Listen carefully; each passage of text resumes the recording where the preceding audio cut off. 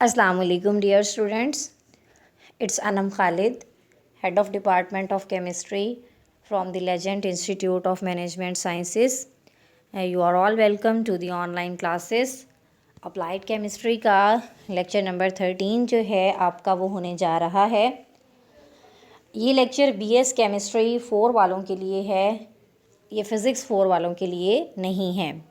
Applied chemistry की हम जो इंडस्ट्री पढ़ रहे हैं वो है वॉशिंग सोडा Na2CO3 की प्रिपरेशन। जैसा कि आप सब जानते हैं कि सोडियम कार्बोनेट कमर्शियल स्केल पर जो इस्तेमाल हो रहा है, जो बन रहा है ज़्यादातर, वो सॉल्वे प्रोसेस से बन रहा है। हमने जब सबसे पहले पढ़ा वो लिब्लैंक प्रोसेस था, उसके बाद हमने सॉल्वे को स्टार्ट किया। सॉल्वे का बेसिक प्रिंसिपल, सॉल्वे का पहला स्टेप जो है वो हमने डिटेल में पढ़ा। उसके बाद हमने स्टार्ट किया, आज हमने सैचुरेशन के बाद से शुरू करना है। सैचुरेशन हमने पहला स्टेप जो है वो डिटेल में पढ़ लिया। सैचुरेशन के बाद जो अगला स्टेप आता है वो है कार्बोनेशन टावर। कार्बोनेशन टावर में क्या होना है कि इसमें कार्बन डाइऑक्साइड जो है वो बननी है और उसने जो है वो इवॉल्व भी होना है। इसमें आपने करना क्या है, सबसे पहले अमोनिकल ब्राइन लेना है। अमोनिया का जो ब्राइन सॉल्यूशन है, कंसनट्रेटेड सॉल्यूशन है, आपने वो लेना है और आपने उसको करना है कार्बोनेटेड। उसको आपने कार्बोनेटेड करना कहाँ है, कार्बोनेशन टावर में। और वो कार्बोनेशन टावर जो है वो फिल हुआ है किससे, पोर्शन से, यानी पार्टीशंस हैं उसमें, और उसमें कुछ कूलिंग के कॉइल्स लगी हुई हैं। यानी कि आपने अमोनिकल ब्राइन लिया, उसको आपने कार्बोनेट किया कार्बोनेशन टावर में, और कार्बोनेशन टावर किससे फिलअप हुआ है, वो फिलअप हुआ है कार्बन डाइऑक्साइड पार्टीशंस हैं उसके अंदर, कुछ पाइप्स हैं कूलिंग के, वहाँ से कार्बन डाइऑक्साइड गैस जो है वो बनेगी। कार्बन डाइऑक्साइड गैस बनेगी कैसे, कैल्शियम कार्बोनेट जो है CaCO3, उसको आपने क्या करना है, उसको बर्न करना है। कैल्शियम कार्बोनेट जैसे ही बर्न होगा आपके पास फॉर्मेशन हो जाएगी किसकी, कार्बन डाइऑक्साइड की, और साथ में क्या बनेगा, CaO। अब जो गैस बनी है कार्बन डाइऑक्साइड, आपने उसको करना है कंप्रेस, फिर उसको पास करना है बॉटम से। जब आप उसको बॉटम से पास आउट करेंगे तो आपके पास जो प्रोडक्ट आएगी वो होगी सोडियम बाइकार्बोनेट, यानी NaHCO3, सोडियम बाइकार्बोनेट। तो फाइनली कार्बोनेशन टावर से आपको क्या हासिल हुआ, सोडियम बाइकार्बोनेट। लेकिन अगेन बात वही है कि हमें सोडियम बाइकार्बोनेट नहीं चाहिए, हमें क्या चाहिए, हमें चाहिए सोडियम कार्बोनेट। तो अब हम क्या करेंगे, हम सोडियम बाइकार्बोनेट को आहिस्ता आहिस्ता हीट अप करेंगे। जब हम उसे हीट देंगे तो हमारे पास क्या आ जाएगा, सोडियम कार्बोनेट। सोडियम बाइकार्बोनेट को जब हीट किया जाता है तो वो कन्वर्ट हो जाता है किसमें, सोडियम कार्बोनेट में। आगे अगली स्लाइड पर देखें, लिखा भी हुआ है कि आपने करना क्या है कि सोडियम बाइकार्बोनेट को आपने क्या करना है, हीट करना है। जब आप उसको हीट करेंगे रोटरी फर्नेस के अंदर तो आपको सॉलिड सोडियम कार्बोनेट मिलेगा, यानी आपको वॉशिंग सोडा मिलेगा। एक बात आपने अपने जहन में रखनी है कि इस प्रोसेस से जो वॉशिंग सोडा बनना है वो वॉशिंग सोडा बहुत ज़्यादा हाई प्योरिटी का होगा, उसकी प्योरिटी के चांसेस जो हैं वो बहुत ज़्यादा हाई होंगे। इस प्रोसेस में कार्बन डाइऑक्साइड ने होना है इवॉल्व। जितनी भी कार्बन डाइऑक्साइड इवॉल्व होगी उसको हमने क्या करना है, उसको हमने कार्बोनेट टावर में दोबारा ले जाना है, यानी कार्बोनेशन टावर के अंदर आपने दोबारा उसको ले जाना है।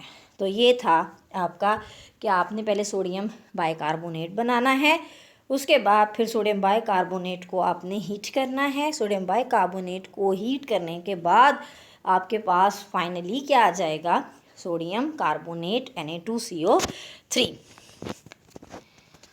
अब फर्दर हम आएंगे लाइम क्लन में। पहला स्टेप हमने पिछले लेक्चर में पढ़ लिया, सैचुरेशन का था।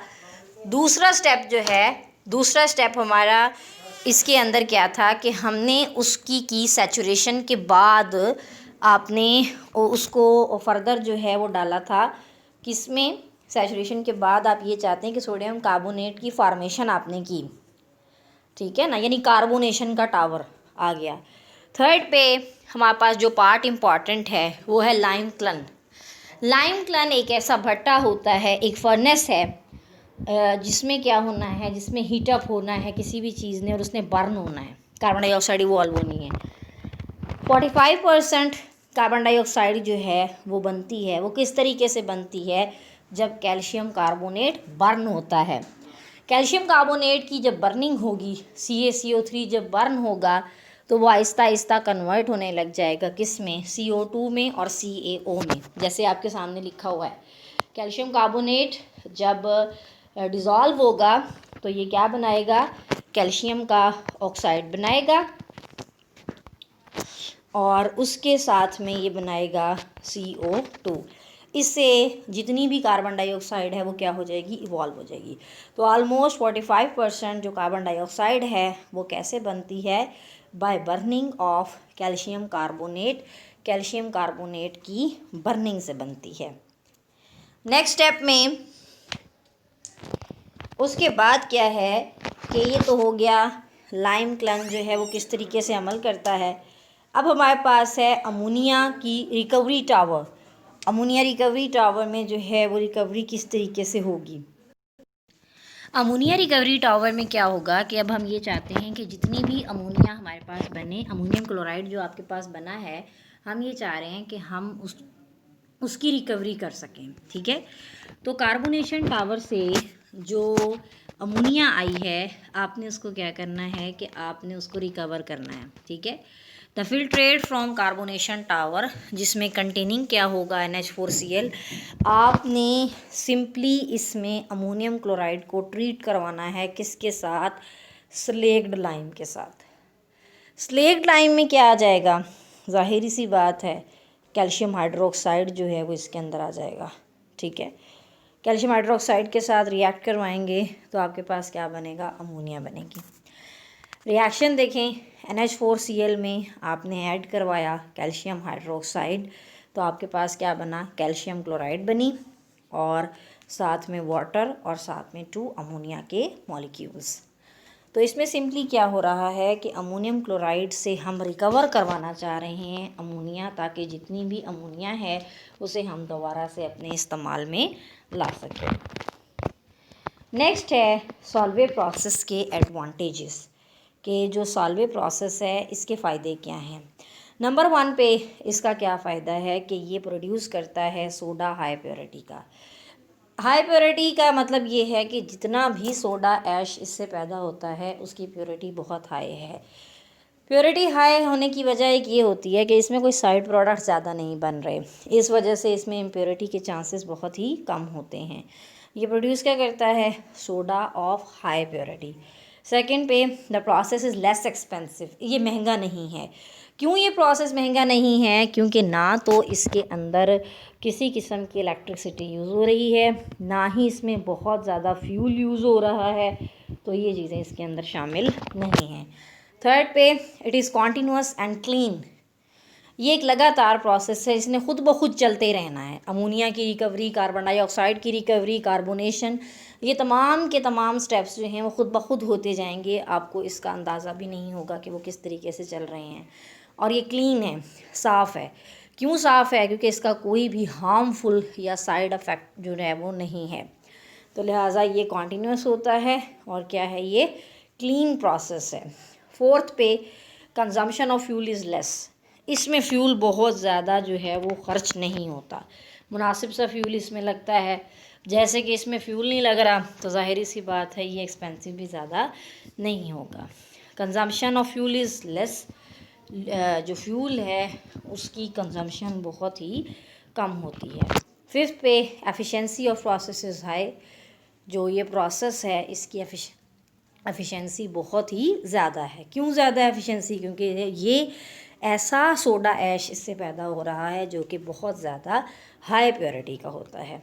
तो अब हम एडवांटेजेस ऑफ सॉल्वेंट प्रोसेस को एक दफ़ा दोबारा डिस्कस करते हैं कि ये हाई प्योरिटी का सोडा पैदा करता है, सेकंड पे लेस एक्सपेंसिव होता है, थर्ड पे कॉन्टीन्यूस है और क्लीन है, फोर्थ पे कंजम्पशन फ्यूल की लेस है, फिफ्थ पे इस प्रोसेस की एफिशिएंसी बहुत ज़्यादा हाई है। अब हम आते हैं इसकी ब्लॉक डायग्राम पे। अब हम इसकी ब्लॉक डायग्राम देखते हैं कि इसकी ब्लॉक डायग्राम जो है वो क्या है। सबसे पहले देखें NaCl का सोल्यूशन आपने लिया, ठीक है। NaCl के सोल्यूशन को आपने डाला सैचुरेटर में ताकि वो सैचुरेट हो सके।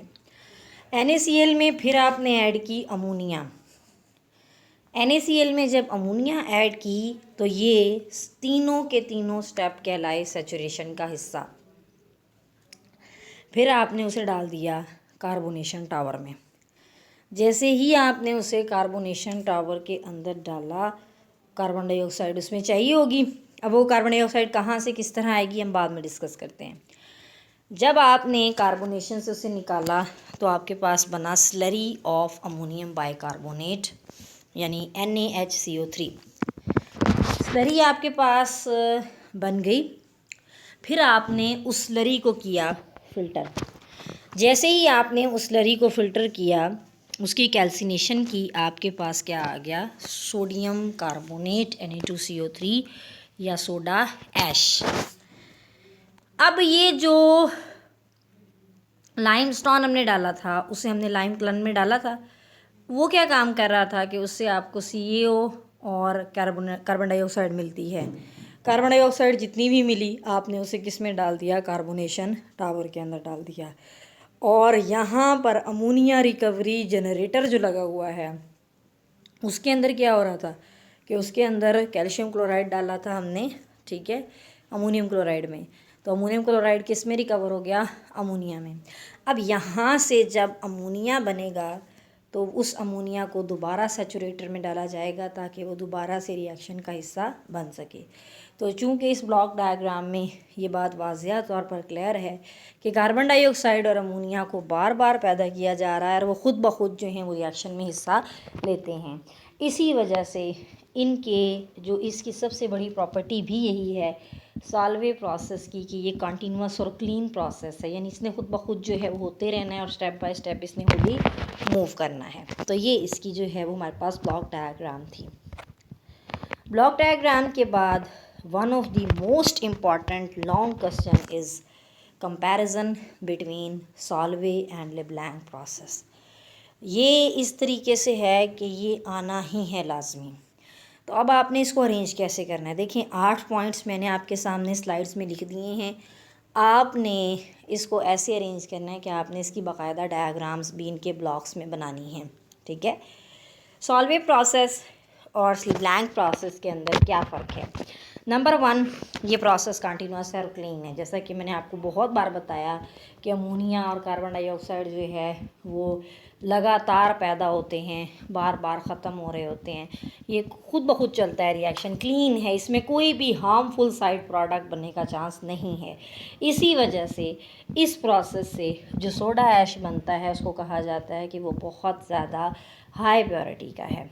उसके बाद देखें, जबकि यहाँ पर बहुत ज़्यादा पॉल्यूशन कॉज होती है, ज़ाहिर सी बात है, जब प्रोडक्ट्स बाय प्रोडक्ट्स बनेंगे, ऑक्साइड्स बनेंगे सल्फ़र के, नाइट्रोजन के, तो वो क्या हैं, वो प्राइमरी पॉल्यूटेंट्स हैं। लिहाजा LeBlanc process is the cause of pollutants and toxicants, जबकि यहाँ कोई टॉक्सिकेंट और कोई पॉल्यूटेंट नहीं होता। सेकंड पे इट इज़ लेस एक्सपेंसिव। ये बहुत ज़्यादा महंगा नहीं है। क्यों? क्योंकि ना तो इसमें इलेक्ट्रोलाइसिस यूज़ हो रही है, ना इसके अंदर जो है वो कोई हार्मफुल साइड प्रोडक्ट होती है, तो इस वजह से ये कम एक्सपेंसिव होता है। ये बहुत ज़्यादा हाई कॉस्ट का है क्योंकि उसमें केमिकल जो इस्तेमाल होते हैं, मशीनरी जो इस्तेमाल होती है, जो इलेक्ट्रिसिटी इस्तेमाल होती है, वो बहुत ज़्यादा हाई कॉस्ट की होती है। उसके बाद consumption of fuel is less. यहाँ जो फ्यूल ख़र्च हो रहा है वो इतना ज़्यादा नहीं है, जबकि यहाँ बहुत ज़्यादा लार्ज अमाउंट में हीट आपको रिक्वायर होती है। ज़ाहिरी सी बात है, जब आपको हीट रिक्वायर हो रही है तो आपका फ्यूल भी बहुत ही इसमें ज़्यादा लगेगा। इट इज़ एडवांस प्रोसेस, ये बहुत ज़्यादा एडवांस प्रोसेस है, जबकि ये लेस एडवांस है, यानी ये इतना ज़्यादा हाईली आगे एडवांस तक लेवल तक नहीं होता। तो अब तक हमने 4 मेथड ऑफ डिफरेंसेस पढ़े हैं। पहला क्या था, ये कॉन्टीन्यूस और क्लीन प्रोसेस है, जबकि लेब्लैंक जो है ये बहुत ज़्यादा टॉक्सिक एंड पॉल्यूटेंट्स कॉज करता है, जिसकी वजह से हमारा इन्वायरमेंट पॉल्यूशन में आता है। सेकंड पे लेस एक्सपेंसिव है, ये बहुत ज़्यादा एक्सपेंसिव होता है लेब्लैंक, क्योंकि इसमें इलेक्ट्रिसिटी रिक्वायर होती है। साल्वे जो है उसमें फ्यूल की कंजम्पशन कम है, जबकि लेब्लैंक में बहुत ज़्यादा लार्ज अमाउंट में आपकी हीट जो है वो रिक्वायर होती है। फोर्थ पे इट इज़ एडवांस्ड प्रोसेस, ये बहुत ज़्यादा एडवांस प्रोसेस है, और जबकि लेब्लैंक प्रोसेस जो है ये इतना ज़्यादा एडवांस नहीं होता। अब हम नेक्स्ट स्लाइड पर मूव करते हैं। इसके अंदर भी क्या है, इसके अंदर भी 4 जो हैं वो मेथड ऑफ डिफरेंसेस मज़ीद लिखे गए हैं। पहला क्या है, इट इज़ बेनिफिशियल, ये बेनिफिशियल है, फ़ायदेमंद है आपके लिए। क्यों? क्योंकि इसमें फ्यूल कम लगना है, ये इसमें पैसे आपके कम लगने हैं, इसमें कोई आपका इन्वायरमेंट ख़राब नहीं होना, कोई टॉक्सिकेंट कोई पॉल्यूटेंट कुछ भी नहीं पैदा होना, सिंपल है, क्लीन है, साफ़ एक प्रोसेस होता है। जबकि ये आपके बहुत ज़्यादा इसमें हार्म्स बहुत होते हैं, इसमें जो साइड प्रोडक्ट्स बनते हैं वो बहुत ज़्यादा हार्मफुल हो सकते हैं, जिससे टॉक्सिकेंट्स और पॉल्यूटेंट्स जो हैं वो पैदा हो सकते हैं। नेक्स्ट पे it is unaffected to natural environment, natural environment को ये बहुत बुरी तरीके से ख़राब करता है। अनअफेक्टेड है, सॉरी, सॉल्वे ख़राब नहीं करता, क्योंकि उसमें तो कोई बाय प्रोडक्ट है ही नहीं। जबकि लेब्लैंक जो है ये बहुत ज़्यादा बैडली अफेक्ट करता है, इसके ऑक्साइड्स जो हैं नाइट्रोजन के, सल्फ़र के, ये बहुत ज़्यादा आपके लिए ख़तरनाक होते हैं। तो इसलिए कहा जाता है कि सॉल्वे प्रोसेस जो है वो बेटर है। क्यों बेटर है? क्योंकि वो आपके हेल्दी इन्वायरमेंट को ख़राब नहीं करता। उसके बाद it give more yield of washing soda, ये वाशिंग सोडा की बहुत अच्छी प्रोडक्ट आपको यील्ड देता है, इसकी यील्ड बहुत अच्छी है, यानी आपको एंड प्रोडक्ट बहुत सारा वाशिंग सोडा ढेर सारा मिलेगा।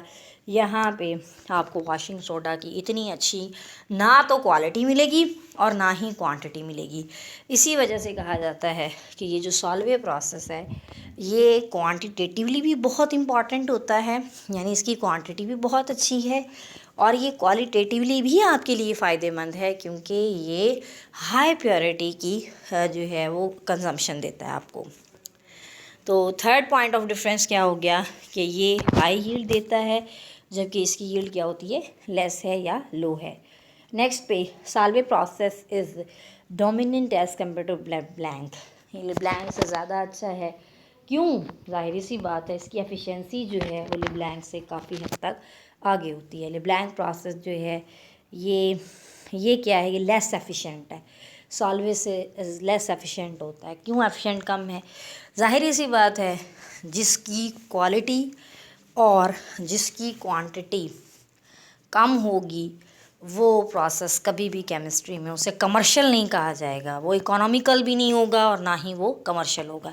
तो लिहाजा आपने इस बात का ख्याल रखना है कि आपने हमेशा सॉल्वे प्रोसेस को ही जो है वो अहमियत देनी है। क्यों? क्योंकि इसके पॉइंट्स मैंने अभी आपको बताए हैं कि ये बहुत ही एक अच्छा मेथड जो है वो तस्वर किया जाता है। एक बार फिर से इसको देख लेते हैं। पहला पॉइंट क्या था, ये कंटिन्यूस और क्लीन है, जबकि लेब्लैंक क्या होता है, इसमें बहुत ज़्यादा पॉल्यूशन है, पॉल्यूटेंट्स हैं, कुछ प्राइमरी पॉल्यूटेंट्स इससे पैदा होते हैं जैसे NO2। फिर ये जो प्राइमरी पॉल्यूटेंट्स होते हैं ये कन्वर्ट हो जाते हैं सेकेंडरी पॉल्यूटेंट्स में।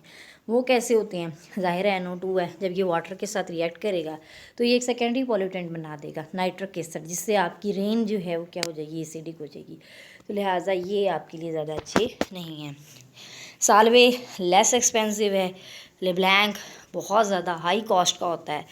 कंजम्पशन फ्यूल की यहाँ कम है, लेब्लैंक में बहुत ज़्यादा फ्यूल आपको चाहिए, क्योंकि आपको हाई एनर्जी, हाई हीट जो है वो पैदा करनी है।